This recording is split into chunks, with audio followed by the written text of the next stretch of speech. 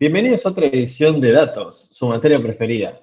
Bueno, hoy vamos a ver un par de temitas,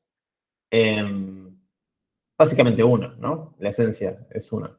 Que estuvimos procrastinando, por así decirlo, desde que empezamos a ver básicamente lo que es aprendizaje supervisado. Y uno podría, de alguna manera, decir que también del no supervisado, pero se usa, en la realidad se usa siempre con el supervisado, ¿no?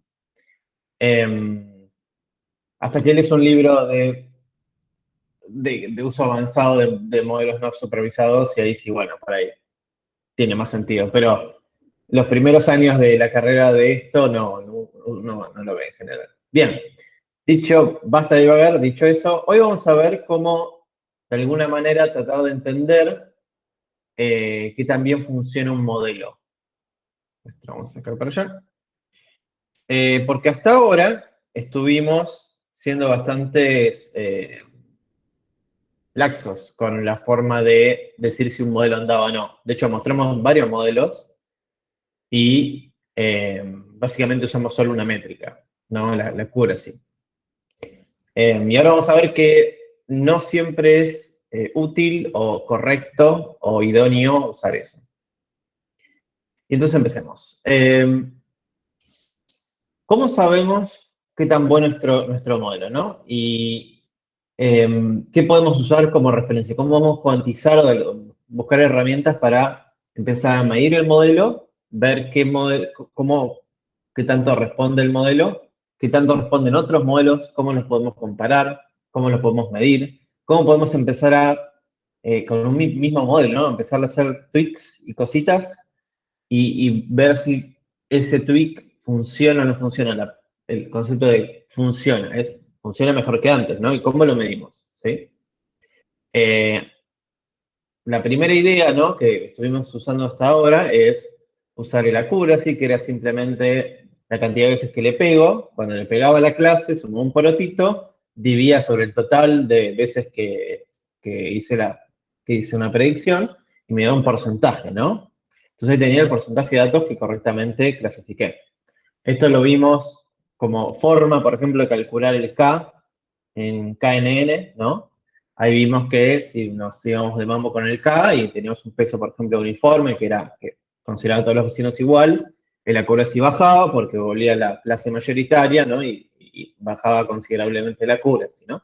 Y ahí podíamos empezar a entender un poquitito de que el accuracy era una métrica que nos podía empezar a ser útil para encontrar el K, por ejemplo.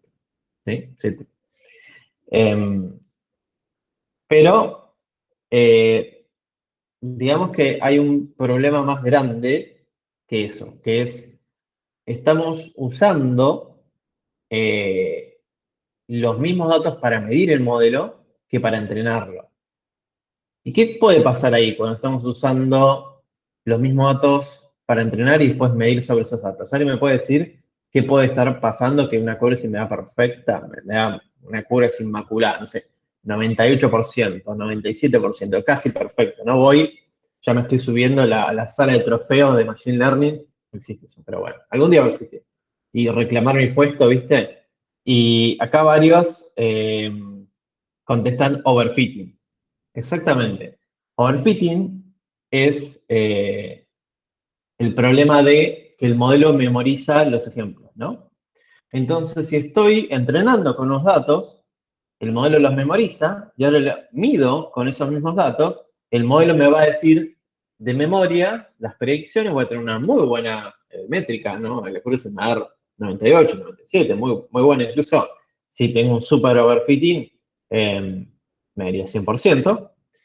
Pero ¿alguien le puede decir qué pasa si viene un ejemplo de que no tenía en mi set de entrenamiento y que no es calcado igual a una fila de mi set de entrenamiento? ¿Qué va a pasar?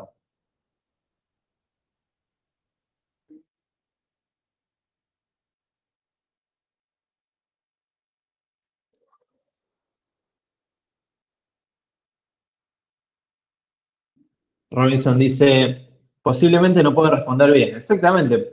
Si uno, es como en la secundaria, ¿no? Uno estudiaba memoria, no sé, y le preguntan algo con el enunciado levemente cambiado y ya uno se bloquea, incluso en la facu, ¿no? Hoy en día, en muchas materias, un alumno incorrectamente estudia de memoria y le cambian el enunciado de tenemos 7 palomitas, tenemos 7, no sé, rinocerontes y el alumno ya tipo, no, no sé qué hacer, no puedo, ¿sí? Entonces performa muy mal un modelo que overfitea, ¿sí? Entonces, Ignacio hace un comentario y dice, se llama Kaggle eso. No, justamente Ignacio, vamos a ver que Kaggle tiene una serie de procedimientos que se usan no solo en Kaggle, sino en general en la industria, ¿no? De cómo tratar de solucionar este problema. ¿Sí? Vamos a ver más adelante eso. Para los que no conocen Kaggle, Kaggle es una plataforma de competencias de Machine Learning, donde una empresa o nosotros mismos, ¿no? Kaggle Education, podríamos subir un dataset con los datos y todo y hacer que carguen las predicciones en esa plataforma y automáticamente les calcula el accuracy. Pero vamos a ver que Kaggle tiene unas bajo la manga para justamente solucionar este problema. Ignacio decía lo de la sala de trofeos. Perdón. Entendí mal. Bien, hay una sala de trofeos en Kaggle. Bueno, yo decía una sala de trofeos reales. Sí, si no es real, o ¿cómo se llama? Esas tokens no duplicables que todo el mundo está comprando y está perdiendo plata en eso, yo no laburo. Bien, ¿qué se imaginan que podemos hacer? O sea, hagamos una conclusión. Esto, entrenar y medir con los mismos datos, ¿es bueno o no? No, perfecto, mala idea, ¿sí? Mala idea entre comillas, porque ¿qué caso nos puede ser levemente permisivo? Porque acuérdense, alguien me puede decir, che, Jorge, el TP, ¿sí? Que estamos haciendo, el baseline, está calculando la accuracy sobre los datos que ya estamos analizando. ¿Qué pasa ahí? ¿Por qué nos estamos haciendo esa métrica? ¿No nos estamos mintiendo a nosotros mismos?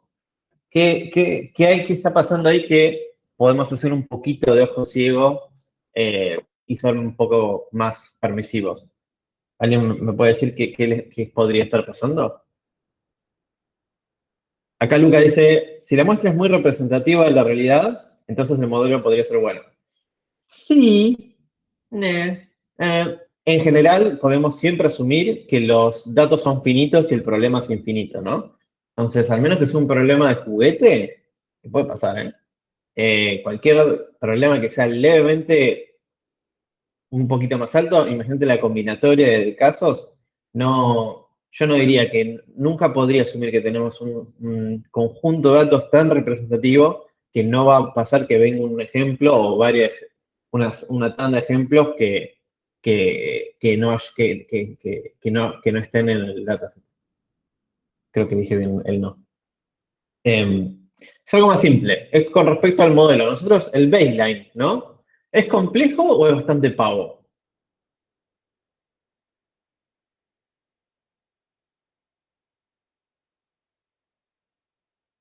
Martínez es simple, ¿no? Y si tenemos un modelo bastante pavo, ¿puedo overfitear? Joaquín dice no. Entonces el truco es, nosotros podemos, si bien está mal, podemos hacer una pequeña excepción en un modelo que sabemos puntualmente que es bastante pavo, ¿sí? Un modelo le hace de un if, dos if, ya tres if, estamos empezando a ya abrir la puerta de, bueno, esto podría considerarse o no complejo, ¿viste? Pero igualmente hasta tres if.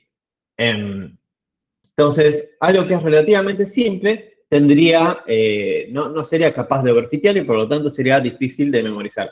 Ojo, hay un poquitito de sesgo ahí de overfitting para con esos datos, ¿no? Pero podemos decir que no va a ser tan significativo para que nos dé un número completamente distinto. Pero y en cambio otros modelos sí, ¿no? Un modelo complejo overfitea nos va a dar completamente otros números a la hora de predecir con los datos reales. Bien, entonces nada, esto es lo que yo dije. Conclusión sobre el modelo levemente complejo. Si medimos con los mismos datos que entrenamos, vamos a sobreestimar los resultados. Nos va a dar un número mucho más alto del que realmente es. ¿Sí? Entonces, esto no sirve. ¿Sí? Nosotros necesitamos datos para, por ahí, medir si este modelo ya es apto o no para producción o por ahí para comparar un modelo con otro. Y necesitamos sí o sí el número más realista posible. ¿Sí? Entonces, ¿cómo tenemos, qué opciones podemos hacer? Bueno, una opción es, che, justamente está diciendo de datos que antes no se vieron, ¿no?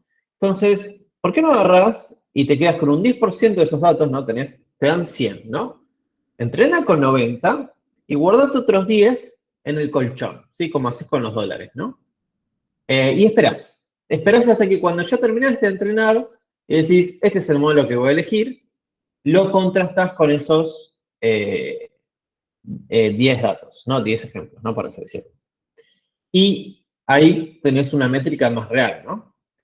Pero ahí también hay un pequeño problemita que vamos a estar empezando cada vez que queremos probar el modelo, vamos a usar esos 10 datos, ¿no? Y entonces vamos a estar constantemente usando esos 10 datos para medir el modelo, ¿no? Por ejemplo, para encontrar un mejor tuning, hacerlo un distinto preprocesado, comparar los modelos, y etcétera. Entonces, de repente, de forma indirecta, porque si bien el modelo no ve los datos, el modelo está usando este 10% para mejorarse, fitear los parámetros, elegir el preprocesamiento, etcétera, etcétera. Entonces, de alguna manera, de forma indirecta, porque no, el modelo no ve los datos, pero está ajustándose en base a estos, parte de esa información está siendo leída por el modelo, ¿no? De forma indirecta. Entonces, no tenemos un conjunto real de ejemplos que el modelo jamás en su vida vio, ¿no? Tenemos un conjunto de ejemplos que el modelo no ve de forma directa, pero si bien usa para tunearse, para elegir distintos parámetros, etcétera, etcétera. Entonces hay un pequeño un uso ahí. Entonces, ¿qué podemos hacer? Hay una versión todavía más mejorada y dice, mira, haz lo siguiente.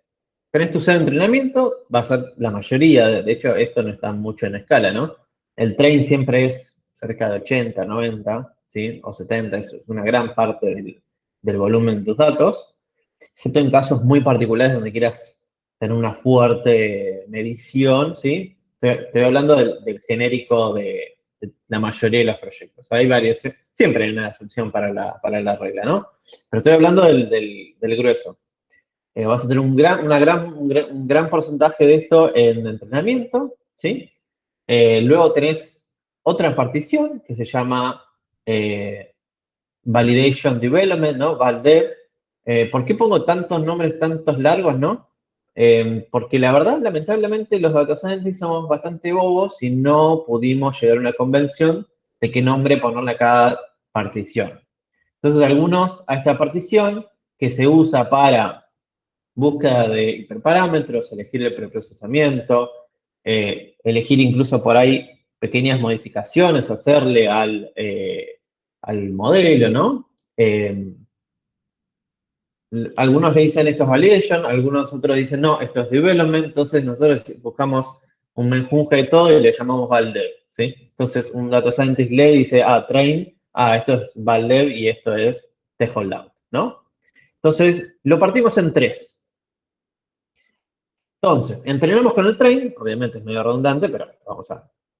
Validamos con el validation, ¿sí? Es decir, apenas entrenamos con un cierto seteo del modelo, lo medimos con validation, ¿no? Y así ciclamos, ¿no? Entrenamos, medimos, hicimos mejorando el modelo, y de forma indirecta, esta información está siendo pasada al modelo. Si el modelo no ve el ejemplo conciso, pero los hiperparámetros, el preprocesamiento, todo se está empezando a basar en esto, ¿sí? Y después, cuando ya terminamos de conseguir el mejor modelo y estamos a punto de apretar el botón que manda el modelo a producción, antes de eso, ¿sí? Lo que hacemos es hacer un test se llama el go, no go, ¿sí? Es el vamos, no vamos, ¿sí? El que elige si este modelo es apto o no para el release, ¿sí? El lanzamiento, ¿sí? Y para eso usamos este puchito de datos, ¿sí? Que nunca antes el modelo vio, ni siquiera en el entrenamiento, ni siquiera en las iteraciones de búsqueda de sus mejores parámetros, de búsqueda de su mejor arquitectura, de búsqueda de miles de cosas, ¿no? Eso jamás lo vio y solo se ve en el momento donde el modelo está a punto, a un clic de ser deployado en producción. Ahí se mide con esto y sabemos el valor correcto, ¿no? Entonces lo que podemos hacer es, si tenemos unas métricas que son malas con respecto, por ejemplo, a la anterior versión o lo que sea, se descarta el lanzamiento. Y si son mejores o iguales, se continúa con el deploy, ¿sí? Pero entiendan muy claro que este conjunto de datos se utiliza la menos cantidad de veces posible, ¿sí? ¿Por qué? Porque tenemos que tratar de evitar bajo todo costo usarlo. Como me cuesta mucho usarlo. Cada vez que lo uso, estoy bajo el riesgo de empezar a liquear información al modelo, porque de alguna manera empiezo a medir qué tanto performa este modelo con esta configuración, con este dataset, ¿sí? Entonces, si lo empiezo a usar así como moneda corriente, este conjunto se transforma en este de acá, en el de validation. Entonces, perdió el sentido de haberlo dividido en tres partes, ¿sí? Este conjunto representa los datos nunca antes en su vida vistos, los datos reales, ¿sí? Que vienen, que jamás, jamás, jamás se usaron ni para entrenar ni para tunear, ¿sí? Entonces, se tiene que usar bajo, es como si estuviesen bajo una caja fuerte y solo en caso de deploy, cuando ya estamos seguros, lo usamos. Si no, no. ¿Sí? Tengan en cuenta, por favor, estas tres decisiones para cuando hacemos preguntas del parcial, ¿no? O de promocional o final. Bien. Conclusión, tenemos los tres, ¿sí? Y ahora tenemos que evitar un pequeño detalle. Y que es, cuando estamos dividiendo los datos, ¿no? Porque acá tenemos el 100% de mis datos y voy a partir de un cuchillo y empiezo, bueno, tajada grande para el gordo de training, tajada un poquito más chica para el gordito de Valdev y tajada un poquito, en general siempre, ¿no? Estoy diciendo en general, un poquito todavía más chica para el flaquito de Tejo Loud, ¿sí? ¿Cómo dividimos correctamente los datos? ¿A qué me refiero con correctamente los datos? Que es, puede haber problemas. Puede haber problemas en cómo, incluso, voy a ser sincero, incluso antes de dividir los datos, cuando estamos creando los datos, puede haber esto que se llama data leakage. Filtración, ahí está, ¿no? En el código pasado no me acordaba el nombre en español. Filtración de los datos. Filtración de los datos en realidad es filtración de la variable target, ¿no? Sí, de la variable target, ¿no? Voy a dar ejemplos para tratar de explicar esto, ¿no?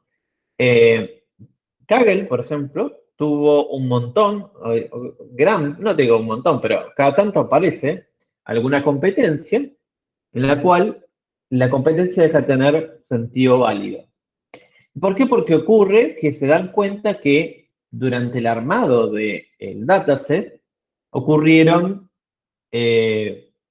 data leakage, o filtraciones de datos que hacen que un modelo no utilice correctamente los datos, sino que utilice una sucesión de los datos que ya dan una macheteada de la variable target, ¿no? Este es un caso, por ejemplo, en donde se tenía que una serie de fotos, se sacaban fotos de un video, ¿no? Creo que no sé si era un video o eran fotos, no me acuerdo cuál de las dos. Y hay una camarita web en un bote, ¿sí? Y que apuntaba a la sección de donde se sacaba al pescado del mar, ¿no? Y la tarea era predecir si la especie que estaba siendo pescada era una especie protegida o no. ¿Y qué pasó? Que de repente hay un modelito que de repente sacó una performance bastante buena, ¿no? Una performance en el set de T-Holdout, ¿no? Y fue, wow, che, esto está dando muy bien. ¿Y qué pasó? Lo que pasó es que cuando estaban armando el dataset, ¿sí? Sacaron fotos de la detección de la pesca ideal en donde el tipo de barco, ¿sí? Tenían creo que 4 tipos de barco, se correlacionaba muy fuertemente con el tipo de la especie que se estaba pescando. Entonces tenías un barco que pescaba 2 o 3 tipos de pescados, otro barco que pescaba 2 o 3 tipos, otro barco que pescaba 2 o 3 tipos y otro barco que pescaba 2 o 3 tipos. Entonces, el modelo, en realidad, lo que empezó a entender y empezó a usar era el piso o la forma visible de la foto del barco para predecir si era una especie no permitida o no. Entonces, obviamente, cuando trataron de utilizar este modelo en la realidad con otros barcos que no estaban en el dataset, que tienen un piso para levemente distinto, obviamente no tenía ningún tipo de uso, ¿sí? Porque es lo único que, en realidad, armaron un modelo que predice el tipo de barco y no el tipo de la especie pescada, ¿no? Entonces, esto es un ejemplo de un armado, comillas, data leakage, pero también es un ejemplo de mal armado del dataset, ¿sí? Deberían haber tratado de tener la mayor cardinalidad posible de tipos de barco para que no haya una correlación fuerte entre el tipo de barco y el tipo de la especie que se pesca, ¿sí? Ese es el primer ejemplo, cuando estamos armando el dataset, ¿sí? Hay otros casos, ¿no? Por ejemplo, si estamos hablando de, vamos a dar un ejemplo más fácil, ¿no? Si tengo una tabla de, un caso más fácil sería, si tengo datos en tabla, por ejemplo, que estamos hablando del TP, ¿no? No, igual, perdón, eso ya hay otros ejemplos. Sigamos. Hay muchos más ejemplos. El segundo ejemplo es detección de fraude de la tarjeta, ¿no? ¿Alguien me puede decir si estoy teniendo, este nunca lo vamos a ver en la materia, porque es otro tipo de datos, ¿no? Que son, lo vimos en los tipos de datos que se laburan, pero no lo vamos a ver en la materia porque es muy complejo, o no alcanza el tiempo, ¿no? Que es series de eventos, ¿no? Las tarjetas uno tiene distintos eventos, ¿no? Compra, clamo, o aviso de pérdida, o aviso de extravío, o el rechazo de compra, ¿viste? Son eventos distintos que una tarjeta de crédito tiene, ¿no? ¿Cuál es el caso más pavo que podría pasarme si estoy partiendo mal los datos dentro de mis 3 datasets, ¿no? Y voy a formar un poco más concisa la pregunta es, ¿yo podría poner el mismo usuario en los 3 datasets? O sea, la misma tarjeta en los 3 datasets. Joaquín dice, no, eso creo que era de la vez pasada.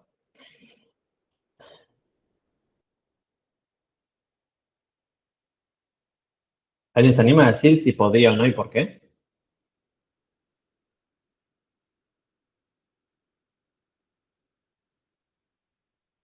Joaquín dice, ¿no deberías tener la misma tarjeta siempre? No, la respuesta es no. Yo no quiero tener la misma tarjeta copiada, por así decirlo, duplicada, en tanto training como validation como test load.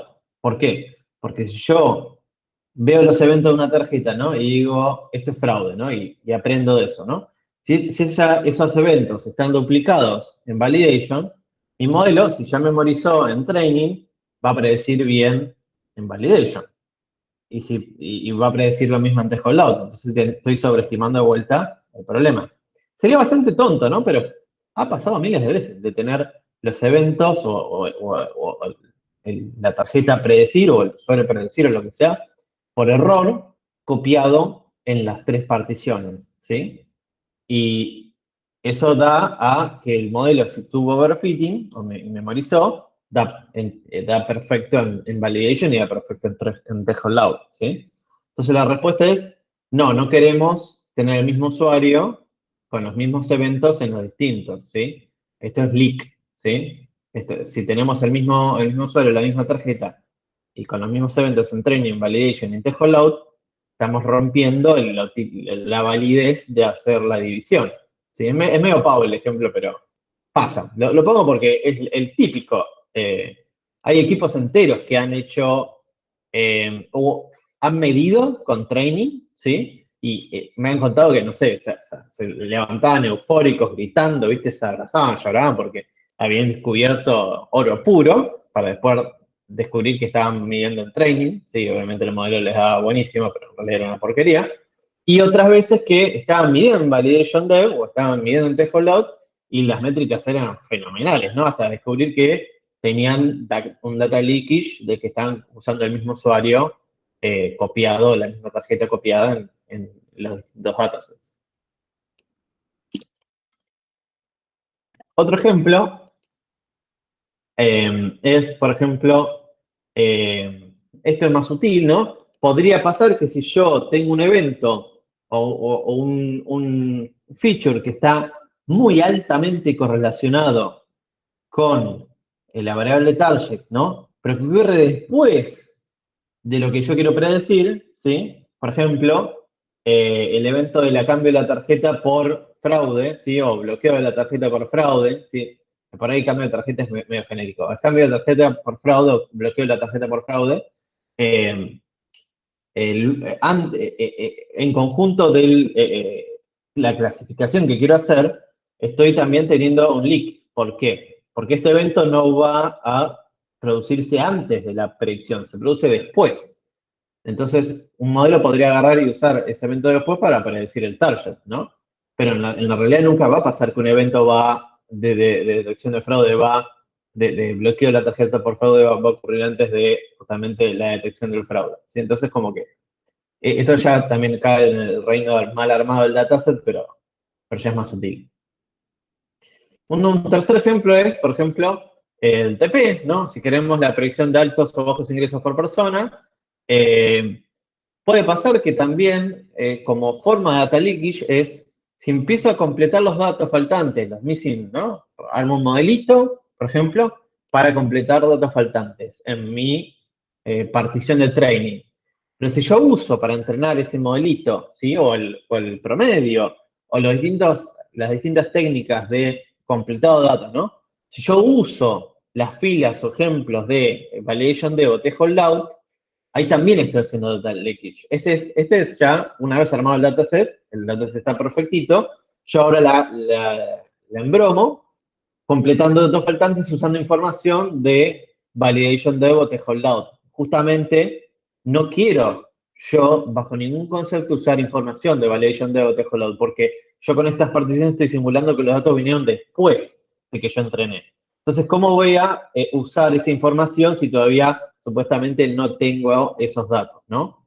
¿Cómo voy a usar el promedio utilizando incluso las filas de estos dos datasets, particiones, perdón, si no me llegaron todavía, ¿no? O cómo voy a entrenar un modelito que en base a otros features me complete utilizando ejemplos de estas dos particiones y todavía no las tengo, ¿no? O jamás las debería ver, ¿no? Este es un ejemplo bastante común que puede pasar y les puede pasar a ustedes en el TP. Así que ojo, para la segunda parte, en la segunda parte ustedes van a agarrar y van a ya dividir, ¿sí? Porque vamos a usar modelos complejos, van a agarrar el dataset que tienen y lo van a dividir en training y validation dev, ¿sí? Y para eso no pueden utilizar los validation dev para completar los datos faltantes, porque si no están rompiendo justamente la idea de la partición. ¿Sí? Bien. Y hablando de particiones, acá viene nuestro amiguito validación cruzada, ¿sí? Y dice, che, ¿qué pasa si justo cuando hiciste tu partición, viste esta partición de acá? ¿Estoy grabando? Sí, me asusté. Siempre creo que me levanto a la noche con terror diciendo si estoy grabando o no. Acá viene nuestro amiguito validación cruzada y dice, che, ¿qué pasa si justo cuando partiste acá y justo cuando partiste acá, en especial en estos dos, la cagaste? Che, ¿cómo que la cagaste? Sí, por ahí justo elegiste ejemplos muy pavos y train y pusiste ejemplos muy complicados en validation dev, o por ahí al revés, o por ahí casos interesantes que el modelo debería utilizar para entrenar caen solo en validation dev y nunca en train, o viceversa, ¿sí? Y entonces dice, che, ¿qué pasa si justo tenés la mala suerte de armar o dividir mal? Dividir en cuanto a que no, que el problema no te quede representativo en alguno de las dos particiones, ¿no? Y dice, yo te voy a ver una mano. Entonces dice, en vez de, vamos a seguir por acá. Valedición cruzada dice, che, mira, tu estimación de performance, si justo la cagaste en la partición, podría no ser realista. Si por ahí vas a tener un número, que pensás que es ese número, pero no es el real, ¿sí? Y si yo te voy a dar una mano. Mira, yo quiero que utilices esta técnica que se llama K-fold, ¿sí? En el cual yo te voy a disminuir el riesgo, no lo elimino por completo, pero estadísticamente casi que lo es cero, ¿no? Sí, nunca, digamos, yo estoy bajo techo, pero estadísticamente me puede caer un meteorito, sí, obvio, pero las chances son menores. Bueno, ahora que está el misil chino dando vueltas, creo que ya cayó. Eh, ahora mis chances, uno nunca sabe, ¿no? Pero bueno, estadísticamente el riesgo disminuye exponencialmente y el algoritmo es el siguiente. Paso uno, agarra tu dataset, ¿no? Eh, y desordenarlos. O sea, shuffle, ¿sí? Mezclar, como el mazo de cartas, mezclar, ¿sí? Paso 2. Agarrate montoncitos del mismo tamaño. Vamos a hacer con las cartas. De hecho, por ahí, el country que viene agarré al estilo de Juan y me agarré un mazo de cartas, pero yo no sé jugar las cartas. Pero bueno, me armo montoncitos del mismo tamaño de cartas, ¿sí? En cada montoncitos. Y después lo que hago es, al modelo, ¿sí? Hago un for primero, ¿no? Y después, para entrenar al modelo, le digo, bueno, K-1, ¿viste? Agarro y le digo, vos entrenate, modelo. El modelo se entrena y cuando me dice, ya estoy entrenado, agarro y lo evalúo sobre el piloncito que me quedó. Y empiezo a rotar qué piloncito usar para evaluar y qué otros para entrenar. Y me quedaría como esta tabla.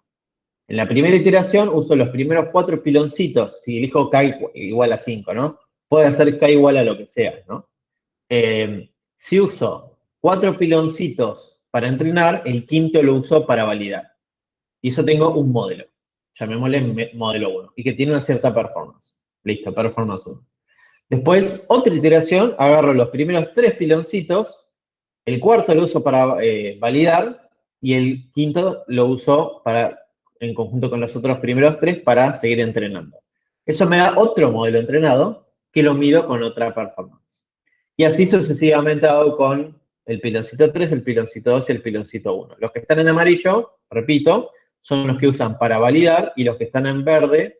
Los que están en blanco son los que se usan para esa iteración para entrenar. ¿Sí?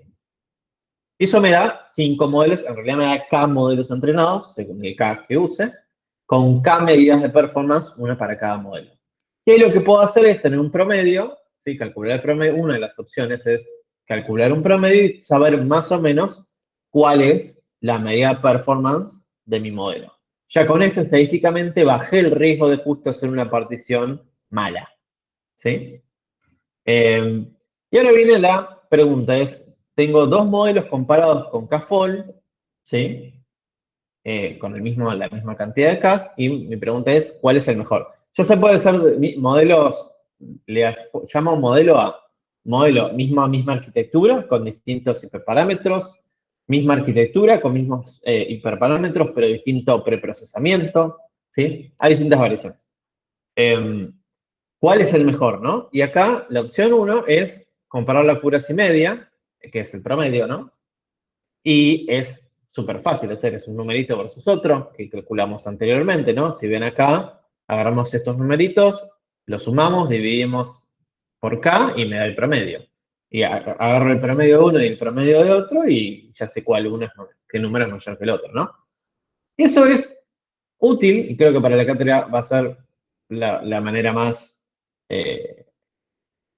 práctica para el TP, pero sepan que en la vida real no es del todo correcto hacerlo porque no tenemos algo que se llama, como no vimos estadística, no es correlativa esta materia, no podemos entrar mucho en temas, pero sepan que algo no es significativamente estadístico, ¿sí? Si yo tengo un numerito 0,82 y tengo 0,84, ¿no? Por ahí eso fue simple ruido, ¿sí? Entonces yo no sé si esa diferencia es significativa o no. ¿Cómo sé si es significativa o no esa diferencia? Bueno, se aplican métodos estadísticos, ¿no? Uno de ellos, por ahí es, comparamos los distintos folds. Acuérdense de que tenemos 5, por ejemplo, con k igual a 5, tenemos 5 medidas de performance, ¿no? Entonces, comparamos cada medida con la otra. Obviamente, los folds utilizados para entrenar el modelo 1 y los folds utilizados para entrenar el modelo 2 son exactamente los mismos, ¿sí? Tenemos las distintas medidas de accuracy, en este caso accuracy, y los comparamos uno a uno. ¿Sí? Eso se puede usar. Y otro que ya escapa a la materia, pero les dejamos los nombres para que sepan, si quieren profundizar sobre los temas, son este test que se llama Wilcoxon-Signer Rank y el p-valor, ¿sí?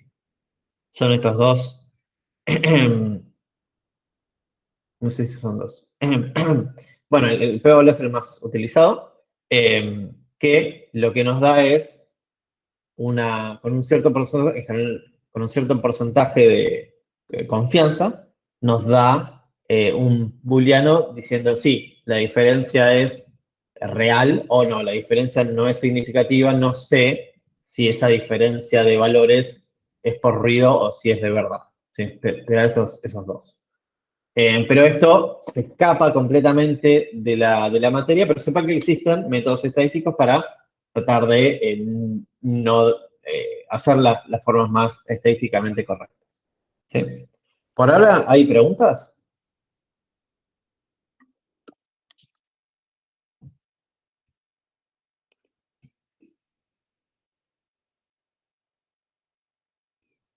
Bien, 31 personas y no hay preguntas. Es como el TP, hubo pocas preguntas. Bien, ¿por qué tenemos distintos modelos? Bueno, ya lo repito, pero es interesante, ¿no? Puede ser distintos features, le hace distintos preprocesamientos, distintos feature engineering. Acuérdense que podíamos ignorar datos o filas o ignorar features enteros en base a distintas lógicas. Podíamos completar los datos de distintas maneras, podíamos normalizar los datos, escalar los datos de distinta manera. Teníamos, digamos, muchas combinaciones ahí que en general no se le da tanta bola en la industria, pero son muy importantes, ¿sí? Y pueden marcar el éxito o fracaso de un proyecto. Y son parte de esto, ¿no? El siguiente es justamente, bueno, ya es lo más clásico que es tener distintas familias de modelos, ¿no? Árbol de decisión, Naive, KNN, Super Vector Machines, etcétera, etcétera, ¿sí? Todos los que vimos y algunos más que vamos a ver. Y después tenemos distintos hiperparámetros, ¿sí? Hubo una pregunta en algunas clases pasadas que era un hiperparámetro. Los hiperparámetros son todos los parámetros, comillas parámetros, o justamente argumentos que yo le paso a un modelo que definen su forma, ¿no? En árboles los hiperparámetros eran, por ejemplo, la profundidad. También un posible hiperparámetro era cuándo tenías suficiente información de Gini o cuánto suficiente cantidad de elementos para crear una hoja o no. Eso es un hiperparámetro. Naive Bayes, un hiperparámetro era el suavizado de la probabilidad, o sea discreto o continua.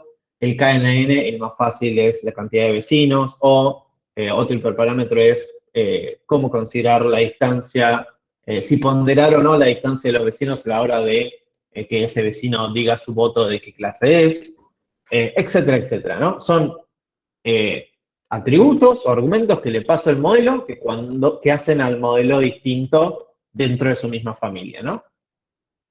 Y después tenemos, no, bueno, esos tres. Después puede haber alguna otra cosa que se me esté escapando, pero esos son los tres más importantes, ¿sí? Lo que llamamos distintos modelos o distintas variantes, ¿no? De un modelo. Continuemos.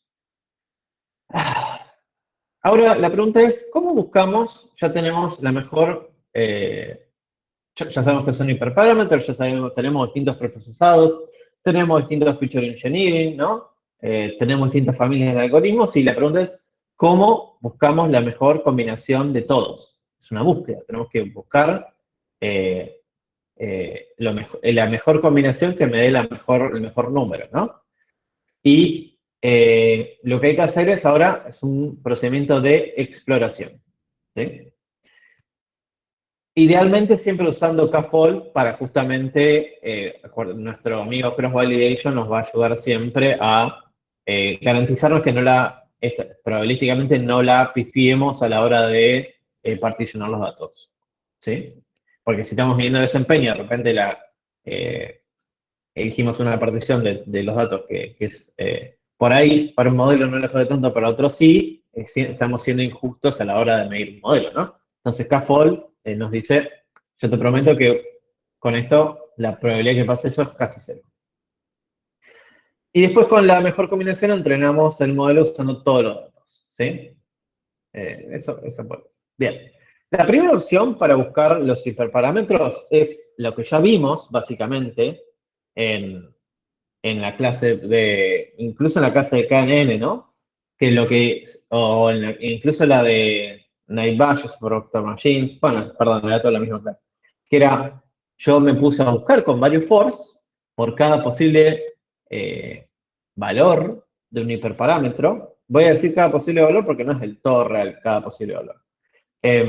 Hacer un for, ¿sí? Entonces la for, no sé, k in, y empiezo de 1 hasta la cantidad de elementos que haya en el dataset, ¿no? For, considerar la distancia uniforme o no uniforme. In, entonces tenemos un for anidado por cada posible variante de un hiperparámetro, ¿no? Y ahora vuelvo a lo anterior, dije, pruebo todas las combinaciones.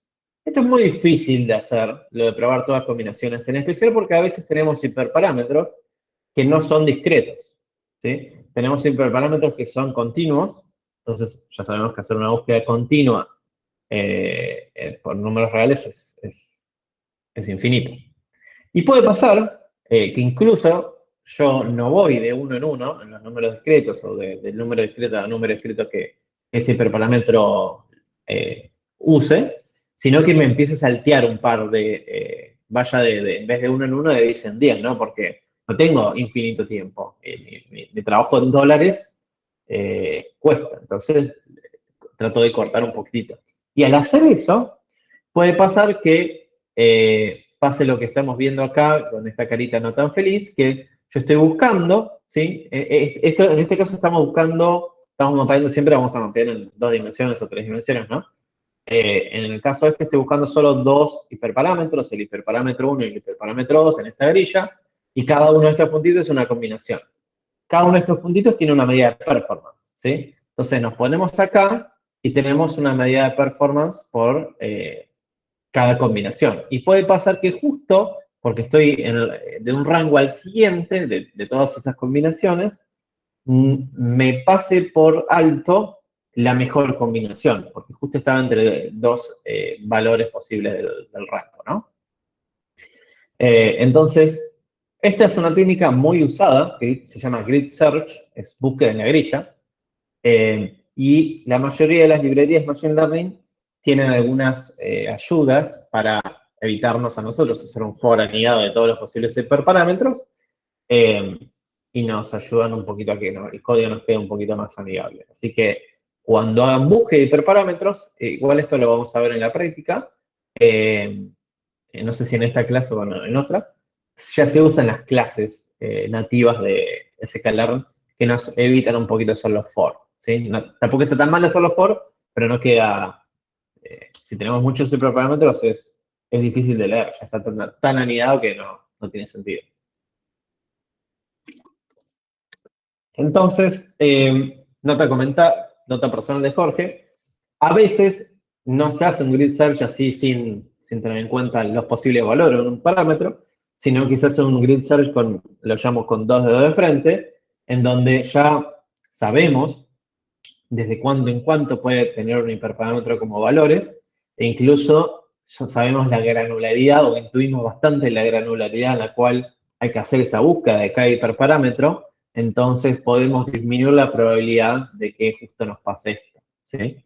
Y entonces es muy importante leer la documentación de cada hiperparámetro para saber si estamos haciendo grid search, que muchos hacen grid search en el TP, de cuánto en cuánto hay que ir a buscar cada hiperparámetro, ¿sí? Porque da mucha más chance de encontrar el valor correcto si sabemos dónde buscar o aplicar la suficiente granularidad. Dicho eso, no tenemos garantía, pero aumentamos un poco las chances. Yo personalmente en producción me gusta hacer más grid search porque es determinístico, buscamos siempre los mismos valores. Esta curva en general, si no cambiamos la arquitectura del modelo, se mantiene parecida, varía un poco pero se mantiene parecida. Entonces, si estamos teniendo una automatización de esto, este método se utiliza en preferencia porque es fácil de entender, fácil de debuguear, no tiene sorpresas, ¿no? Podemos estar pasándolo en este caso, pero si buscamos con un poco de intuición, pasa menos. Bien, el segundo random search, que justamente es agarrar y buscar más aleatoriamente, no con un for. Bueno, hay un for, pero las combinaciones se eligen más aleatoriamente y por la probabilidad estadística podemos llegar a conseguir una combinación mejor o peor, ¿no? Pero dentro de todas, por ahí justo le pegamos a la que queremos, la óptima o la similar a la óptima, ¿no?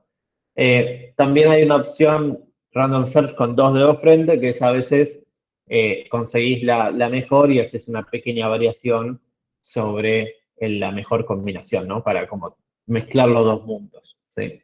También se usa esto.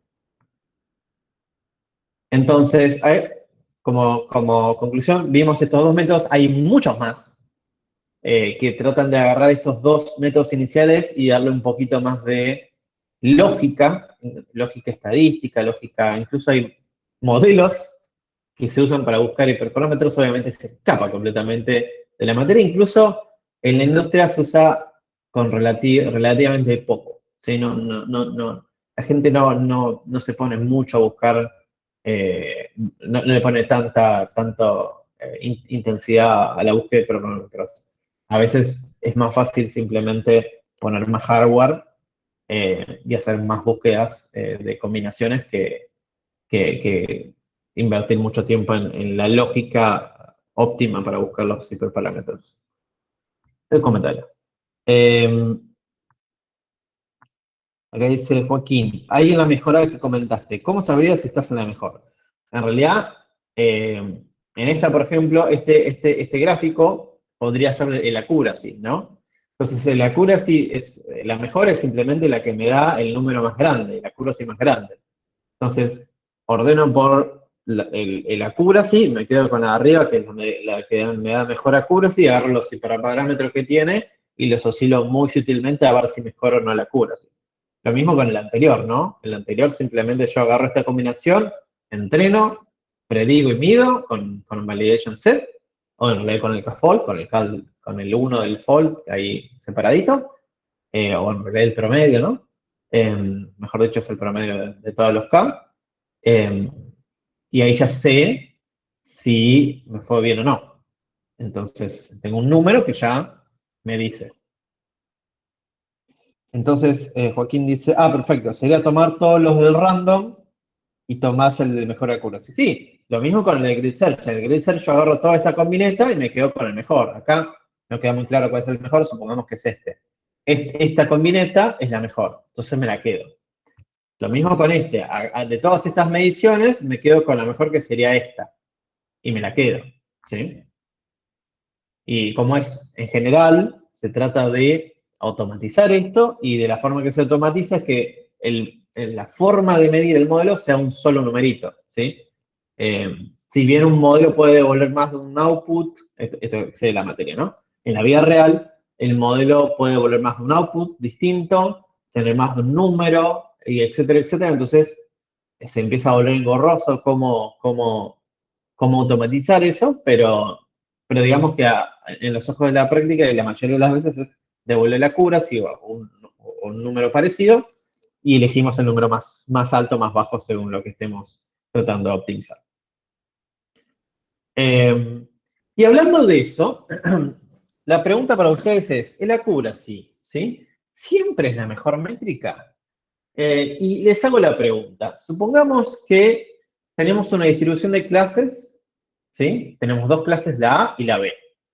Y en nuestro dataset tenemos, de todas las filas, el 80% son con la variable de predecir de la clase A, y el 20% de las filas son de la variable del target a predecir, que son de clase B.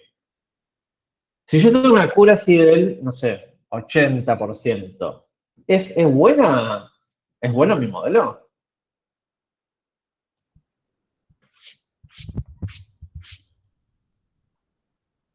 ¿Sí, Hugo? No, nada más le pegas a la clase mayoritaria. Exactamente, ahí podría tener un modelo bastante, no sé, overfiteado, ¿no? O completamente roto internamente, que siempre devuelve A. Entonces, ¿cómo te va A? ¿Y cómo te fue la tarde? A. Y A. Y te devuelve siempre A sin importar lo que le pases de entrada, ¿no? Y la accuracy va a dar bastante bien, 80%. Y no vamos a tener otra forma, ¿sí? Yo veo eso sin hacer más análisis y voy a tener un solo número que va a decir 80%. Y yo digo, esto es bueno, ¿no? Vamos a producción, bla, bla, bla. Llegas a producción, te haces la startup y todo, y después descubrir que eso es un fracaso. Y decís, no, si tan solo hubiese dado bola a la clase de Jorge hoy para entender qué otras maneras hay de medir esto, ¿sí? El otro ejemplo donde el accuracy no es del todo correcto es cuando no nos interesan todas las clases de la misma manera, ¿sí? Cuando, por ejemplo, detectar a la clase B o no detectar a la clase B, o detectar a la clase A o no detectar a la clase A, nos interesa más que simplemente la cantidad de veces que le pegué sobre el total, que es el accuracy, ¿no? En esos dos casos, el accuracy nos está quedando cortiniano. Y tenemos que buscar otras maneras para solucionar el tema. Acá dice, bien. Entonces, sigamos. Vamos a poner un ejemplo, ¿sí? Voy a empezar a introducir métricas, ¿no? Tenemos un paseador de perros acá en Palermo, ¿sí? En donde el paseador, viste, todos los dueños le dijeron, no, mira, este perro está entrenado, no se te va a ir, no hace falta que lo uses con correa, ¿no?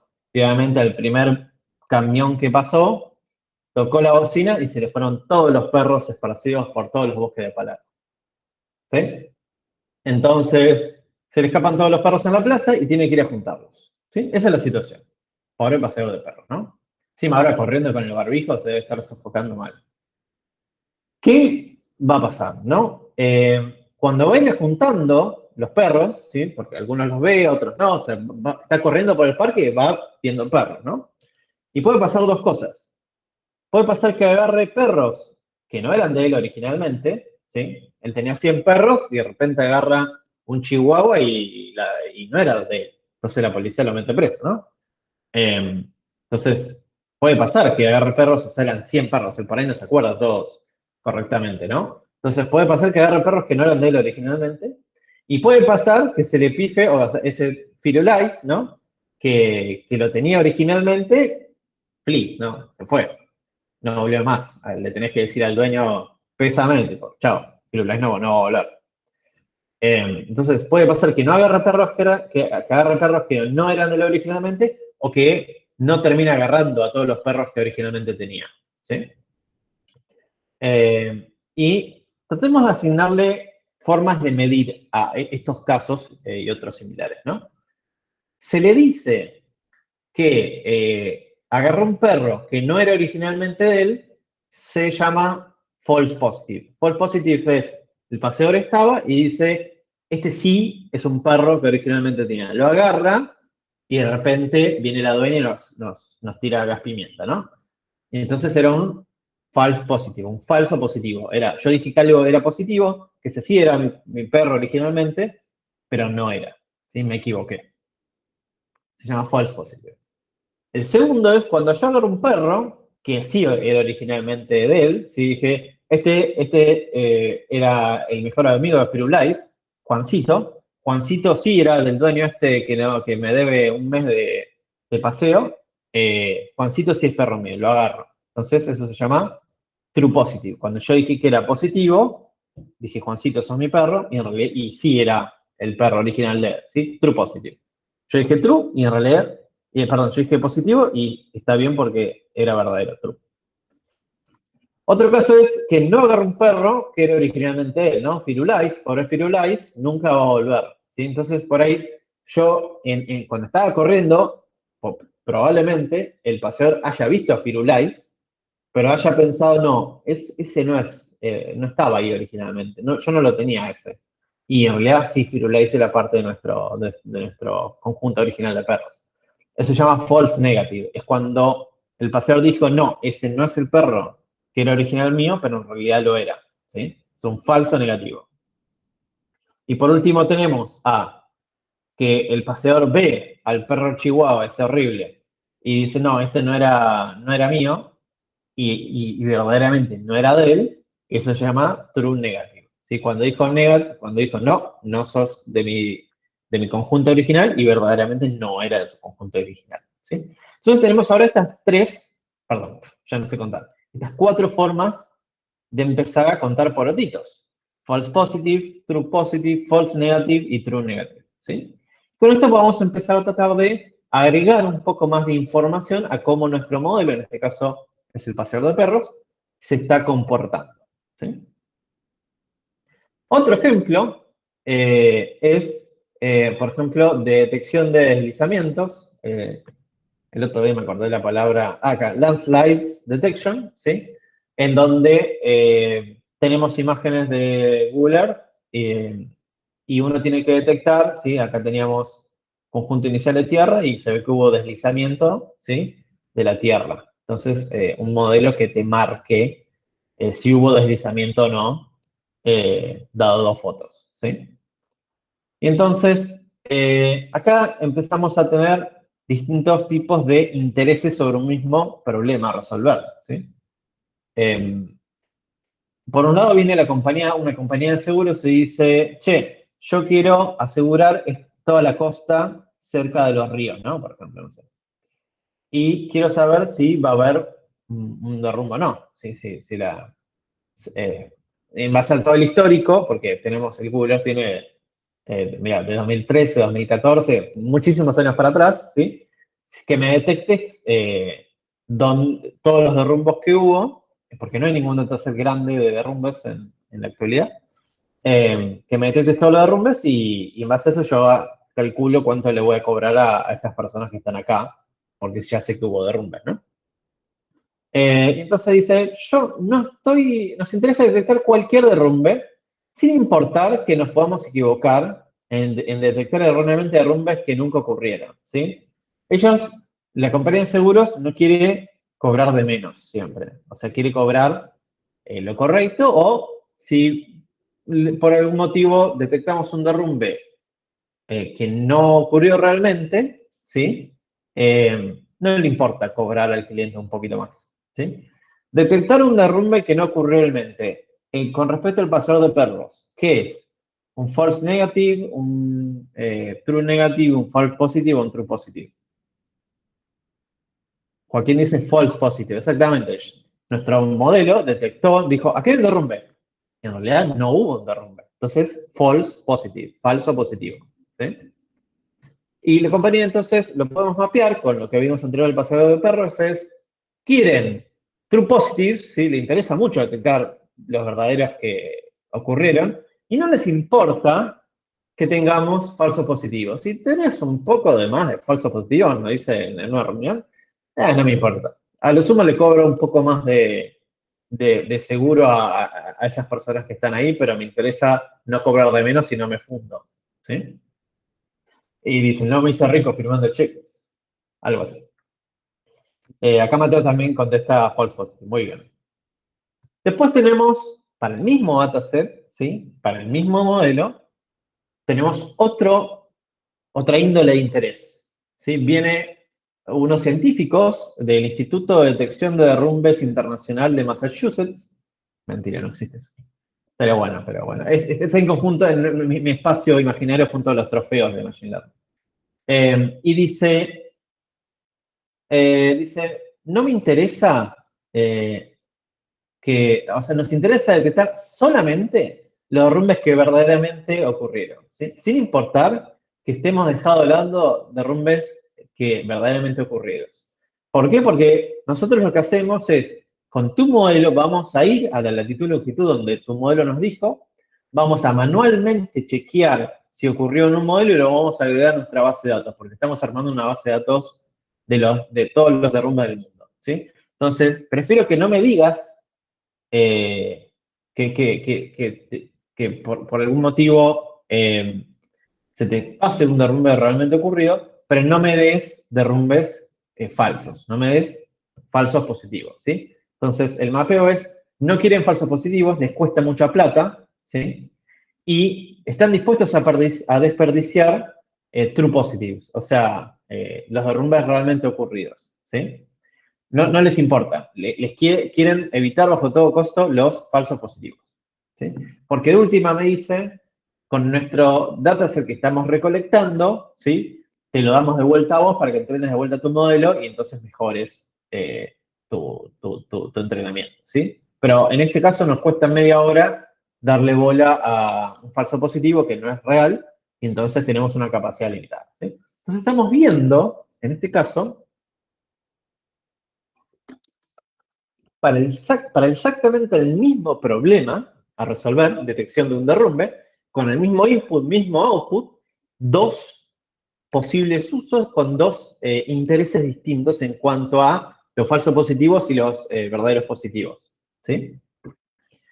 Entonces es muy interesante que uno cuando está pensando en cómo medir un modelo, tiene que también pensar cuál es la incumbencia o qué le interesa al cliente. Sí, es muy importante eso. Y acá podemos ver, esto se llama, presentamos nuestra primera matriz, que es, yo la uso todo el tiempo, cada vez que estamos deployando un modelo, midiendo un modelo, se usa lo que se llama Confusion Matrix o matriz de confusión, y en este caso la matriz de confusión binaria, ¿no? Donde tenemos solo las cuatro numeritos que calculamos anteriormente, donde tenemos siempre a la izquierda es el valor, el ground truth, el real, y a la derecha, los que están acá arriba, son las predicciones de modelo, ¿sí? Entonces tenemos el derrumbe real, y con el derrumbe predicho, se dijo, había un derrumbe y lo catalogué como derrumbe correctamente, true positive. Había un derrumbe y dije que no era un derrumbe, es un falso negativo, falso negativo. No había derrumbe y lo catalogué como derrumbe es un falso positivo. Y no había derrumbe y no lo catalogué como derrumbe porque no había, es un true negativo. ¿Sí? Tenemos las cuatro tablitas. ¿Y por qué están los colores? Porque en la diagonal es la que uno, imagínense que se olvidaron los anteojos si no ven una goma, tienen que forzar la vista y decir, la diagonal, ¿tiene números altos? Si tiene números altos, estamos bien. Y si no tiene números altos con respecto a la otra diagonal que está opuesta, la cagamos y no podemos cobrar el proyecto, ¿sí? ¿Por qué? Porque mientras más true positive y true negative tengamos, mejor va a andar el modelo. Mientras más false negatives o false positive tengamos, peor va a andar el modelo. Entonces, si les doy un micrón de segundo para ver una matriz de confusión, tienen que primero ver la diagonal, ¿sí? Si la diagonal es alta, ahí es mejor. Y después tienen que ver si por ahí me estoy confundiendo los derrumbes reales por no derrumbes o los no derrumbes por derrumbes, ¿sí? Bien.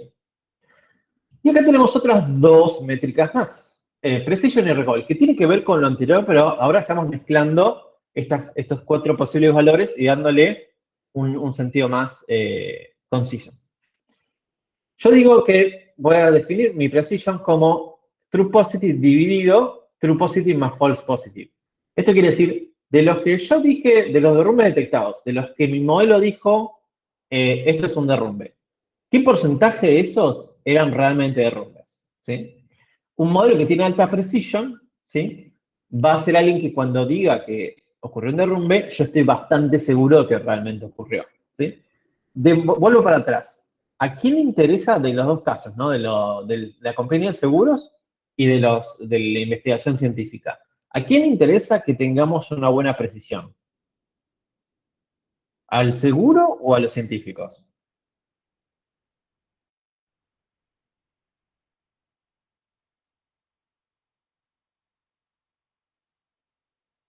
¿Y por qué, no? Contesten y por qué. Joaquín dice, la compañía de seguros quiere alta precisión. ¿Alguien quiere opinar? Robinson dice, creo que al de seguros no le importa cobrar de más. Si al de seguros no le importa cobrar de más, eh, voy para atrás. Si los científicos dicen, vamos para acá. Empiecen a leer esto también, ¿no? Compañías de seguros quieren true positives y no les importa que tengamos false positives. ¿Sí? Este número, si se pone alto, no les importa. Volvemos para acá. Y los científicos dicen, quieren muy poco false positives, ¿sí? Y bueno, podrían estar dispuestos a desperdiciar un poquito de true positives, pero no mucho. Entonces, si vemos acá, si la compañía de seguros dice que este valor puede ser alto, ¿sí? Y está dividiendo en esto tiende a cero, porque si estoy dividiendo por un número alto, esto va a tender a cero. ¿Sí? En cambio, si los científicos dicen que quieren este número chiquitito y después que los true positives pueden bajar un poquitito, true positive está en los dos lados, ¿sí? Entonces, si los dos bajan de los dos lados, no baja tanto, ¿sí? O sea, baja, pero no baja tanto con respecto a este valor. Entonces, precision es los científicos. Acá, como Joaquín dice correctamente, los científicos quieren alta precisión. Es que cuando vos me digas que hay un derrumbe, realmente es un derrumbe. Quiero alta precisión.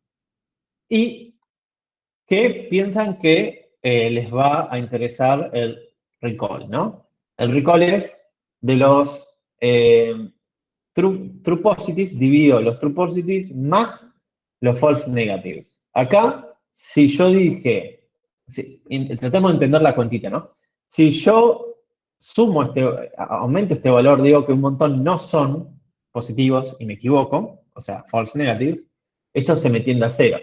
Entonces, lo que quiere decir de los derrumbes ocurridos realmente en el mundo, ¿qué porcentaje pudimos realmente detectar o efectivamente detectar? ¿Sí? Si tengo un recall bajo, quiere decir que se me están escapando eventos reales que pasaron que no los estoy pudiendo detectar. ¿Sí? Entonces, ustedes para recall, ¿a quién le interesa más? ¿A los científicos o a la compañía de seguros?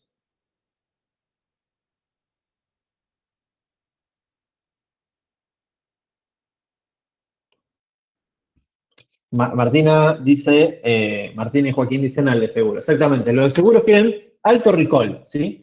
Si les calculaste de más, digamos, si tenés false positive de más, medio que no le importa. Entonces quieren alto recall y la precisión es secundaria en su interés. O sea, no les cambia. Sí, a los científicos es al revés. Los científicos quieren muy buena precisión y un recall que dicen, bueno, después a lo sumo, total, podés correrlo de vuelta con otro modelo otro modelo que en otro momento tenga mejor recall, no me interesa. Por ahora hay muchos derrumbes que pasan en el mundo. Yo tengo solo 2 científicos que me catalogan los derrumbes. Quiero saber que si detectaste un derrumbe es realmente un derrumbe. ¿Sí? Entonces quieren alta precisión y no les interesa el recall. Mauricio dice, recall sería como la exactitud del modelo. Yo no usaría la palabra exactitud, ¿sí? Recall es lo que puedo recolectar de los eventos reales. Yo diría, como estoy ahí recolectando eventos, es como la cantidad de eventos reales que puedo recolectar. Y precision es, agarré esa canasta y de repente vi que estaba buscando naranjas y agarré y tenía, no sé, bananas. Y dije, soy un piedra. Entonces mi precision, yo estaba buscando no me acuerdo cuál era, manzanas, y dije como true positive, detecté como positive una banana, cuando no es. Entonces, la probabilidad que haya solo manzanas dentro de mi tacho empieza a bajar, porque tengo baja precisión, ¿sí? Recall es recolección, precisión es de la recolección que tengo, cuál es la calidad de los positivos que yo digo, ¿sí? Bien, volviendo al anterior de Rumbes. Bueno, perdón, esto ya lo vimos recién. Bien, Rapper preguntas. La tarjeta de crédito detectando posibles fraudes. ¿Qué queremos, recall o precision?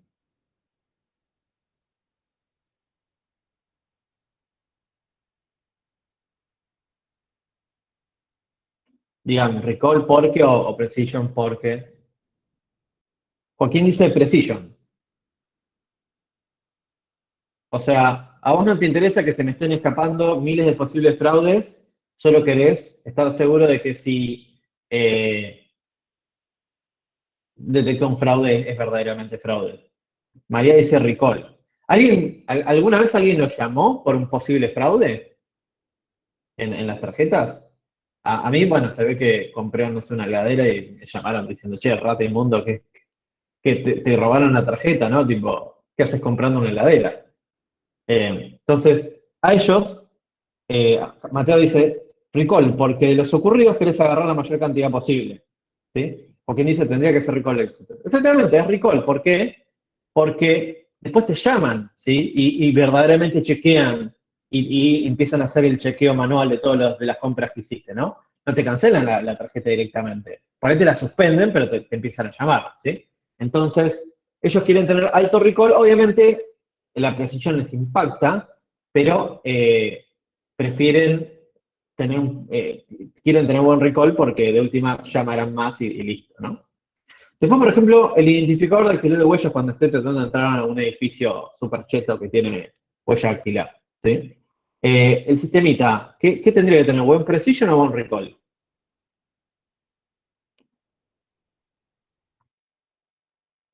Martina dice precision. Guay. Quiero que me tiren el chamushing. Joaquín dice, ahí sí que no querés falsos positivos. Exactamente.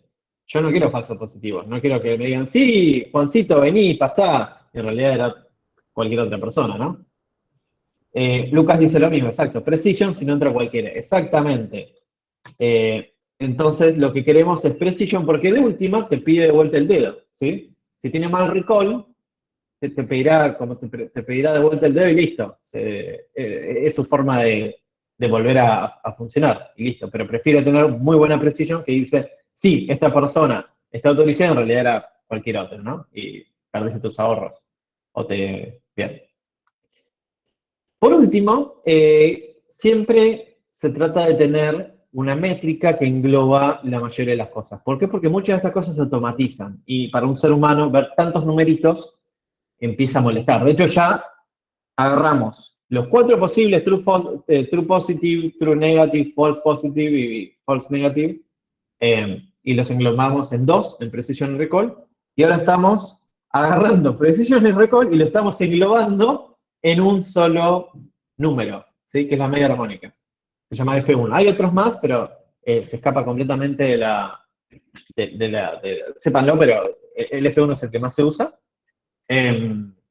Y lo que permite es tener un número que junta los dos, que es muy útil para la automatización de chequeo de si este modelo está listo para producción o no, o para un reporte más general.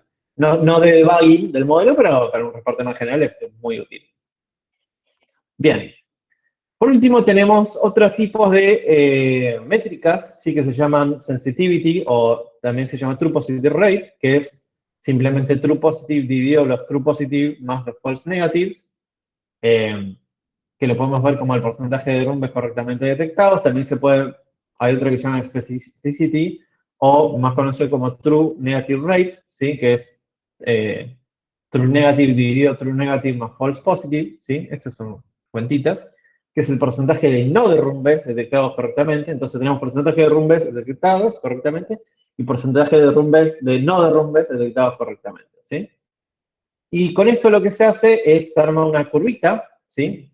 Eh, no sé si se avivaron que el recall era el true positive rate, bueno, y el false positive rate no tiene un análogo de lo que vimos anteriormente.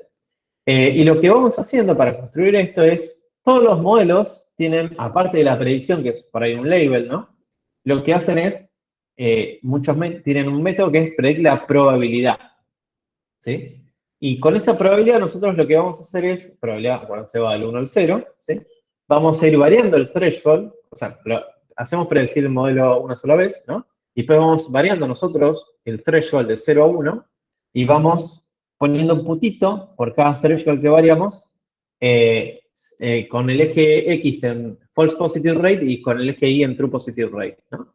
Y vamos armando estas curvas para, o sea, estos son 3 modelos, por ejemplo. Un modelo random, que siempre devuelve aleatorio, ¿no? Va a tener esta recta así, que va a la mitad, ¿sí?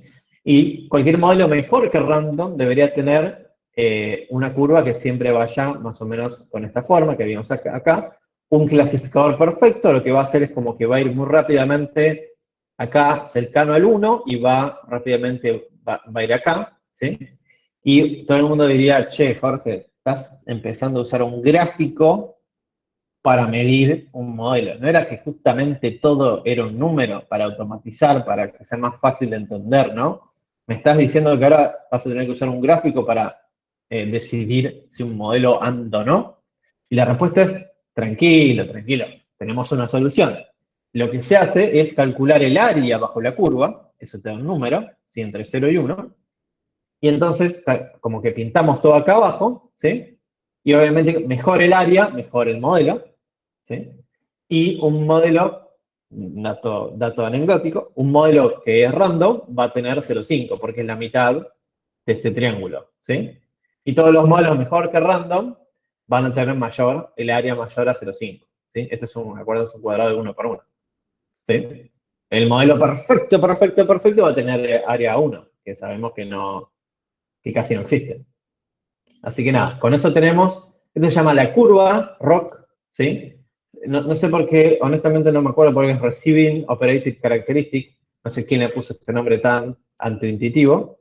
Y después el área bajo la curva se llama AUC, ¿sí? AUC ROC, ¿sí? Area Under the Curve, eso es más intuitivo, ¿no?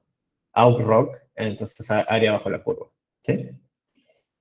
Entonces, nada, esto es una métrica, sépanla. En el TP probablemente la pegamos junto con las otras, Precision Recall, etcétera, etcétera. Y acá vamos a ver, le doy una versión de matriz confusión para múltiples clases, ¿no? Porque anteriormente, si vamos para atrás, teníamos esta, que era esta, para solo 2 clases, ¿no?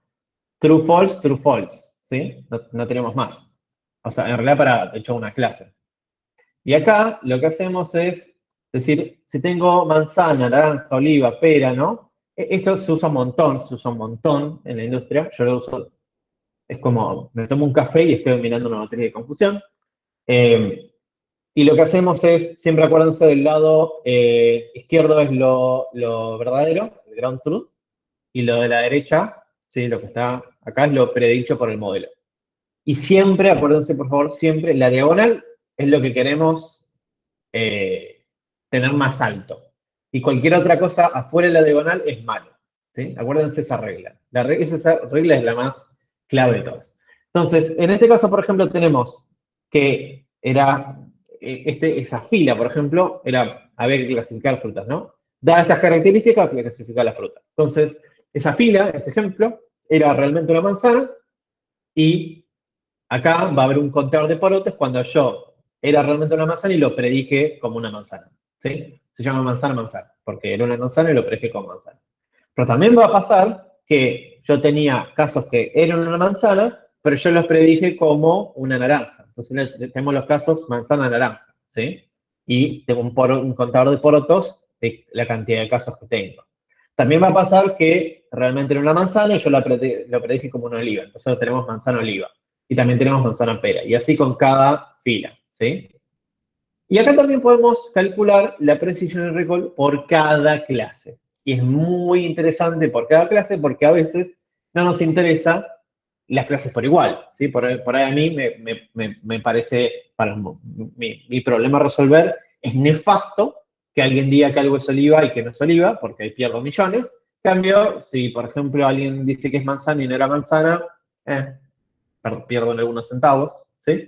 Eh, o la confusión, yo puedo ver tranquilamente acá que es más fácil o más propenso y menos doloroso equivocarse entre cítricos, entonces que estos dos numeritos sean altos no me duele tanto en mi modelo de negocio, como decir que si algo era una manzana era una oliva, ¿no? Y eso es catastrófico y pierdo millones.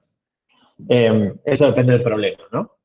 Eh, entonces, volviendo a lo anterior, ¿cómo calcular la precisión de una manzana? Bueno, era manzana, ¿sí? Sobre todas las veces que yo predije algo y no era manzana. ¿Cuáles son? Toda esta columna, ¿no? Podemos ver que tenemos manzana y era manzana, pero después era en una naranja y yo lo predije como manzana, era una oliva y yo lo predije como manzana, y era una pera y yo lo predije como manzana. Todas las predicciones que yo dije, esto es manzana, esto es como positivo para manzana, y en realidad no era manzana, ¿sí? Eso es la precision. Entonces, la precision me va a decir, si vos tenés buena precision para manzana, cuando vos decís que algo es manzana, realmente es una manzana. Si tenés mala precision para manzana, yo no te voy a creer mucho cuando me digas que algo es una manzana, porque probablemente puede ser una naranja, una oliva, una pera, porque sos bastante choto prediciendo tu precision de manzana, ¿no? Y al mismo tiempo, también podemos calcular la recall para la manzana, ¿sí? Que es la cantidad de veces que le pegué correctamente a la manzana sobre el ground truth de los otros, que sería la fila, ¿sí? Podemos ver que era una manzana y lo predije como manzana, pero era una manzana y lo predije como una naranja, o era una manzana y lo predije como una oliva, o era una manzana y lo predije como una pera. Es decir, los que yo predije como otra clase, ¿sí? En vez de las que de verdad debería haber predecido. Son las que no estoy juntando correctamente, ¿sí? Obviamente se puede hacer esta precisión y recall por cada uno de los otros tres clases faltantes, ¿no? Es simplemente por fila y por columna, ¿sí? Precision, recall, ¿sí? Bien, ¿preguntas de esta matriz o de algo anterior?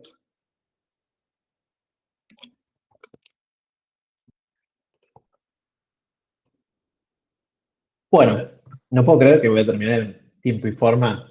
Voy a ir lento para tardar 3 minutos y terminar la clase en tiempo y forma.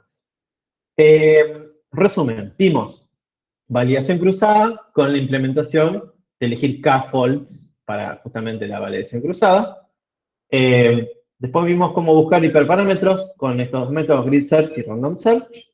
Y después vimos cómo evaluar un modelo desde el simple y llano accuracy, es cantidad de veces que le pegué sobre el total, ¿sí? Hasta empezar a usar una matriz de confusión, tanto binaria como de varias clases, calcular la precision y recall, tanto binaria como para varias clases, calcular la sensibilidad y especificidad, o el true positive rate y el false positive rate, sí. Y en base a eso, armar la curva y un threshold que va del 0 al 1, ¿sí? Y un modelo que me da por ejemplo, en SKLearn se usa el método predict proba, ¿sí? Es donde se predice la probabilidad. Entonces vamos variando el threshold y con ese numerito que me dio predict proba voy calculando el true positive rate y el false positive rate, ¿sí? Y voy armando el grafiquito de la curva ROC. Y después con la recta esa calculo el área bajo la curva y tengo un numerito. Entonces puedo tener el gráfico o el numerito. ¿Sí? ¿Alguna pregunta más? Me queda un minuto para que alguien me haga una pregunta. Please, necesito una pregunta para terminar el tema. Yo tengo una pregunta, pero de bastante más atrás. Sí. Entendí como el concepto de data leak. Lo que no entendí muy bien es cómo evitarlo. Muy buena pregunta. La respuesta es, depende de qué tipo de data leak, ¿no? Tenemos es muy buena pregunta. Tenemos, por ejemplo, es muy difícil de detectar, en especial porque eran fotos, las fotos tienen una dimensión terrible, ¿sí? Alta dimensionalidad, es muy difícil. Lo que tenés que hacer es tener una listita de cosas pensadas previamente de qué pueden, cuáles son las condiciones de muestreo de tu caso, ¿no? Vos pensás, por ejemplo, la FIP es el INDEC, hace un muestreo representativo. ¿Y cómo hace eso? Bueno, se asegura que los precios que va muestreando sean de distintos barrios, sean de distintos locales, sean lo más distintos posibles y que representen a la mayoría de los casos, ¿sí? Si vos ampliás sobre un solo local, sobre un solo barrio, ¿sí? No tenés la inflación real del país, tenés la inflación del local, las 3 estrellas en el barrio chino, no sé, creo que se llama las 3 estrellas, ¿sí? No tenés el valor real de la inflación en el país, ¿sí? Entonces, esto viene, el primero es, bueno, hacer un muestreo representativo tratando de variar la mayor cantidad de posibles variables que estén en tu control para evitar ser sesgado a la hora de muestrear. Esto es como previo, esto es como el muestreo de per se, ¿sí? Esa es una. La otra es, cuando estás particionando el dataset en tres, tenés que estar seguro de, en el primero es no tener los mismos ejemplos en los 3 casos, ¿sí? Eso lo fijas con el duplicate o algo así. Y el otro es, esto es con conocimiento del negocio, ¿sí? Tratar de ver si alguna variable ocurre después, por ejemplo, en este caso, por ejemplo, ocurre después de que ocurra el target que querés predecir y que no se use esa variable para predecir el target. En el último, por ejemplo, tenés la predicción de altos o bajos ingresos y vos tenés que, vos como técnica tuya, cuando completes datos faltantes, lo vas a hacer después de haber particionado en training, validation y test holdout. Y vas a completar tus datos de training, ¿sí? Solamente con los datos de training. No vas a usar validation y dev, perdón, validation dev o test holdout porque ya los dividiste, ¿no? Ojo, vos podés usar tus modelitos entrenados para completar datos y completar validation y test holdout, pero los usaste, los completás usando la única información que tenés en el momento de entrenar, que era solo los datasets de training, ¿sí? Después, si estos completadores funcan horriblemente en validation de test holdout, eso es justamente porque estás probando con datos reales, ¿sí? Esos son los casos o técnicas más que se me ocurren ahora para lidiar con estos 3 casos que vimos. ¿Se entendió, Robinson? Sí, se entendió. Algo que no entendí es de esto último. Yo sí tengo un mini modelo que completa los datos faltantes, ¿no? Entiendo que Sí. para training tengo que usar los datos de training, pero para los otros dos, ¿también los completo con los datos de training o cada uno Sí. con su propia data? No, porque pensá que te van a. Imagínate que vos ya tenés tu modelo entrenado y estás listo para predecir, te va a venir de uno en uno. Te van a venir todos de un saque, ¿no? Claro, entiendo. Eh, y te puede venir uno, o te puede venir 2 de un saco, te puede venir 10 de un saco, te puede venir todos juntos. Entonces, el caso más real es usar tu completador de training solamente. Eso depende, eso hay un gris ahí, ¿no? Podría ser entre nos, que si sabes que te van a venir todos de un saque y son muchos, usar el de training y actualizar con validation o o algo así, pero en general, si no sabes nada del problema, decís entreno con training y completo solo con training, ¿no? Esa sería la receta menos propensa a desastre. Y después, si sabes que tenés que predecir en batch y tenés todos los datos seguro, bueno, puedes hacer alguna pequeña ablandamiento de los casos. Bueno, creo Gracias. que de nada. Muy buena pregunta, Robinson. Estoy seguro que otra persona tenía las mismas dudas. Bueno, termina la práctica y empezamos en 10 minutitos, que Javi va a dar cómo bajar esto a código Python de forma hermosa. Nos vemos. Voy a terminar de grabar. Dale, clic. Adiós.